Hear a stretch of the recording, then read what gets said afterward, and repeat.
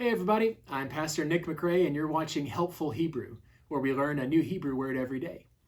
Over the past week or so, we've been learning the Shema, the great statement of faith of the people of Israel, which is found in Deuteronomy chapter 6. And so far, what we've learned is, Hear, O Israel, the Lord is our God, the Lord alone.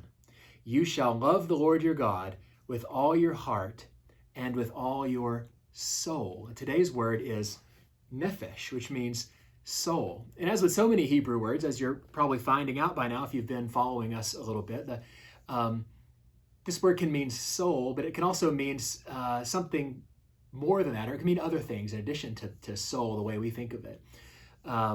So for instance, on the most literal level, Nefesh means something like neck or throat.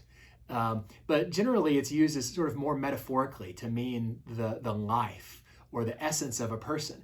And this seems kind of strange, like why would you say neck when you mean life? But if you think about it, we kind of have an expression like that in English where we might say, oh, he really saved my neck today, right? What we mean is they really saved my life today, or really saved me today, like who I am, me as an individual. And so maybe it's not that strange to think about neck as meaning life. A place we can find I think a good example of this in elsewhere in the Bible is if we look at the story of Jonah.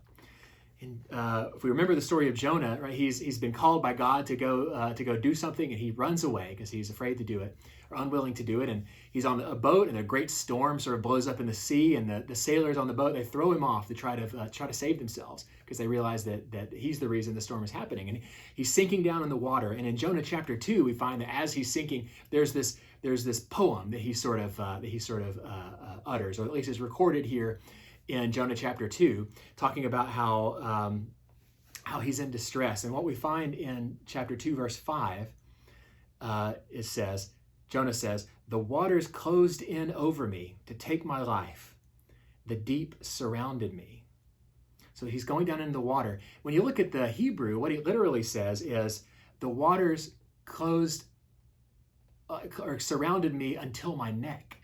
And so I think what the image is, until my nefesh, until my neck. And so what I think that means is, it's like imagining the water's coming up to your neck, right? And you're sort of beginning to drown. And then the next part where he says, the deep surrounded me, the waters surrounded, the weeds were wrapped around my head at the roots of the mountains. And so he's sort of going underwater. The water's passed up his neck and is going over his head, and he's afraid he's going to die. And of course, God comes and rescues him. But you see there's really kind of literal usage of the word nefesh to mean neck. But so it means neck, but life as sort of metaphorically by extension. But also, if we look at the creation story in Genesis, we look back to Genesis chapter 1, we'll see another way that nefesh is often used. And so if we look at Genesis chapter 1, verse 20, God has created light and darkness, and has created land and the water. And in verse 20 it says, "And God said, let the waters bring forth swarms of living creatures." And that word living creatures in Hebrew is nefesh chaya, which means sort of life, sort of living beings. And so nefesh kind of means a being. So the essence of just what it means to be alive, to be a being, a nefesh chaya. And so, so neck, life, and then just essence of who we are. So when we think about all those meanings, we look back at the Shema, say to love the Lord your God with all your soul, with all your nefesh. It means to love the Lord with all your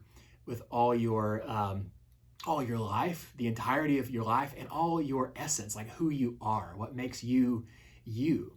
What I find so incredible about that is the idea that we're being commanded even, to love the Lord the God with who we really are, and not who we think we're supposed to be or who we wish we'd like to be, but to love the Lord our God with everything that we are that makes us us. And for me, that's very liberating, and I think it takes away the possibility of shame, of having to be sorry, or having to think we can't come before God with who we really are, because we can, because we are to love the Lord our God with all our nefesh, with all our essence, our life, who we really are.